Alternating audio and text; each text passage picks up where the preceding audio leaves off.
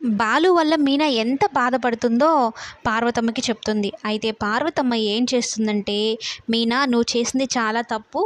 భార్యాభర్తలన్నాక చిన్నపాటి గొడవలు జరగకుండా ఉండవు కదా, ఆ మాత్రానికి అలిగి ఇంటికి వచ్చేస్తావా? మీ మామయ్య గారికి నువ్వు ఏ మాత్రం విలువిచ్చినట్టు? ఆయన మన కోసం ఎంత చేశారో నీకు గుర్తులేదా? చిన్న చిన్న పనులు, కూలి పనులు చేసుకునే వాళ్ళు కూడా ఈరోజు లక్షల్లో కట్నం అడుగుతున్నారు. అటువంటిది నిన్ను కోడలుగా చేసుకున్నారు. ఆయనకైనా నువ్వు మర్యాద విలువ ఇవ్వాలి కదా అని అయితే చెప్పి, తనకి నచ్చచెప్పి ఇంకా ఇంట్లో దిగబెట్టడానికని తీసుకొని వెళ్తూ ఉంటే సత్యమే ఎదురవుతాడనమాట. సత్యం చెప్పాల్సినవన్నీ చెప్తాడు. తన బాధను అర్థం చేసుకుంటాడు. మీనా నీ బాధ నేను తెలుసుకున్నానమ్మా. కానీ బాలు మంచోడు కాకుండా చెడ్డోడుగాని అయ్యుంటే నిన్ను అసలు బాలుని పెళ్లి చేసుకోమని కూడా చెప్పేవాడిని కాదు. తనకు చిన్నతనంలోనే గాయం ఏర్పడింది. ఆ గాయం తాలూకే తను అలాగా మారిపోయాడు బండరాయిలాగా.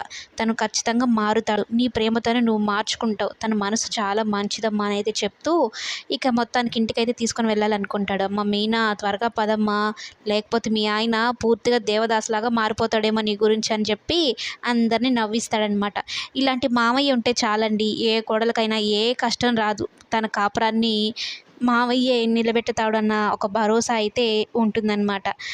సత్యం చెప్పాలంటే మీనాని కోడలుగా కాకుండా కూతురులాగా చూసుకుంటూ ఉంటాడు.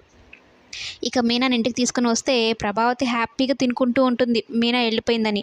ఏంటి ఈమెని మళ్ళీ తీసుకొని వచ్చావు? మీరు ఏమైనా ఏం చేస్తున్నారు మీకు అర్థమవుతుందా? ఒక మెట్టు దిగి వాళ్ళని పోయి బతిమలాడుకొని ఈమెను తీసుకొచ్చారా? మన స్థాయి ఏం కావాలని అని అయితే అంటూ ఉంటే సత్యం ఒక్క మాట అంటాడండి. అవును, నేను అప్పుడు నువ్వు నాతో గొడవపడి వెళ్ళిపోయినప్పుడు నేను కూడా నీకోసం వచ్చాను కదా, అప్పుడు కూడా ఒక మెట్టు దిగినట్టే కదా. ఇప్పుడు నా కూతురు కోసం, నా కూతురు కాపురం నిలబెట్టడం కోసం ఒక మెట్టు దిగాను, దానిలో తప్పేముంది అనగానే మీనా ఆ మాటతో కళ్ళు పడిపోతాయి మీనాకి. చూడు ఇలాంటి మావయ్య ఎవరికి దొరుకుతారు?